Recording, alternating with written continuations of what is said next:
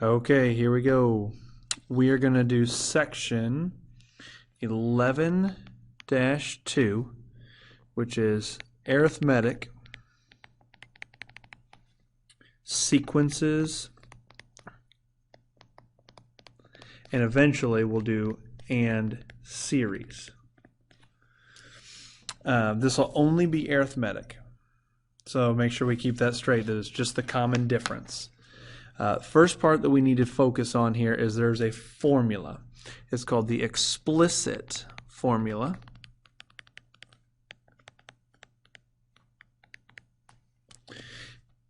You're going to need to know this. You're going to need to know it well and use it a lot.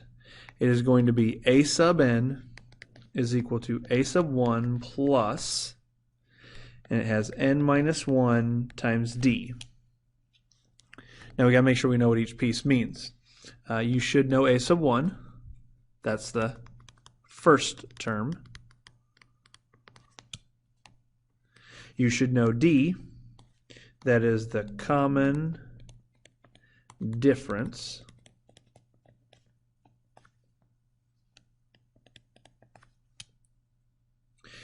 N is going to be the number of terms. And then a sub n, we've talked about that you all can be a sub n. You can be the one we're looking for, and we're going to have this formula that will tell us what the answer is. So this is the specific term we're looking for. Okay, so let's do an example.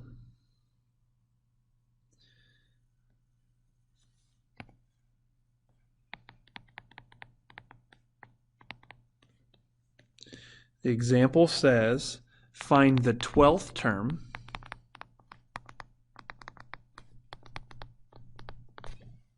of the arithmetic sequence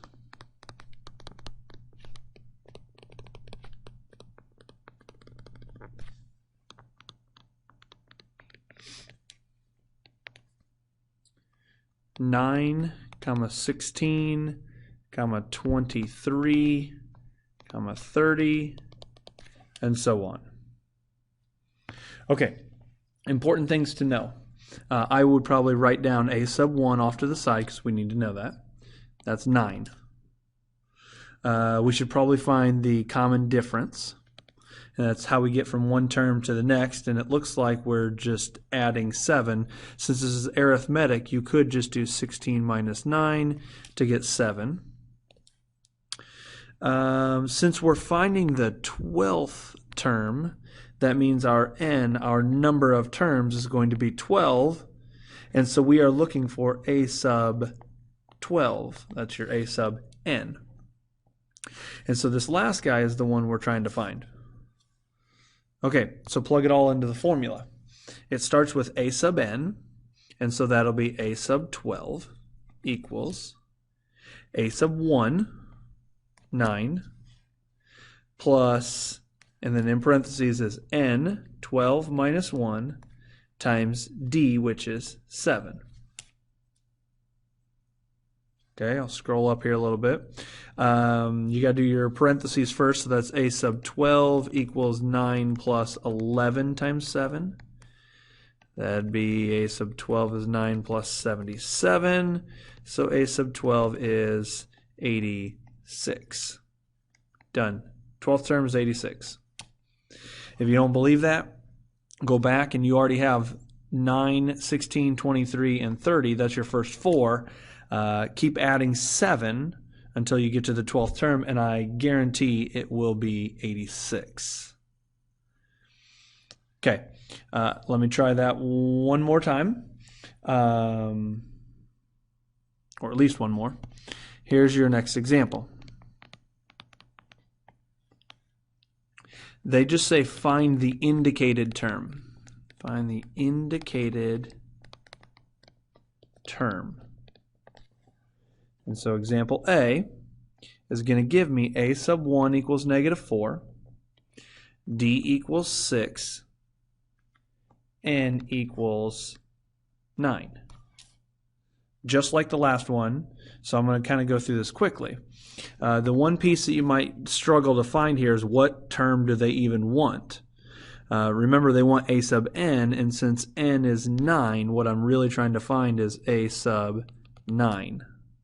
So a sub 9 equals a sub 1 plus n minus 1 times d. Super simple, just plug in that formula, so it's going to be 8 times 6 here. A sub 9 will be negative 4 plus 48. So a sub 9 is going to equal 44. Those are the very straightforward ones.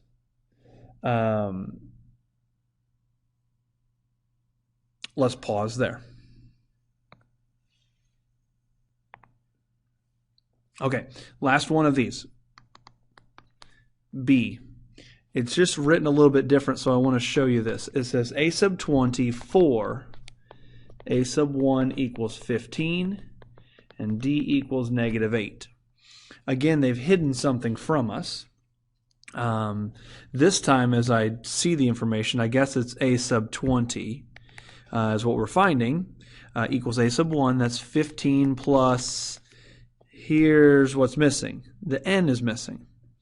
So another place that we know where the n is back over here with this a sub 20. That's a sub n. So that must mean the n that we want in this case is 20. So it'll be 20 minus 1 times negative 8. That's the only tricky part to this. So a sub 20 is 15 plus 19 times negative 8. All right, that's a sub 20 equals 15, and that's negative 152.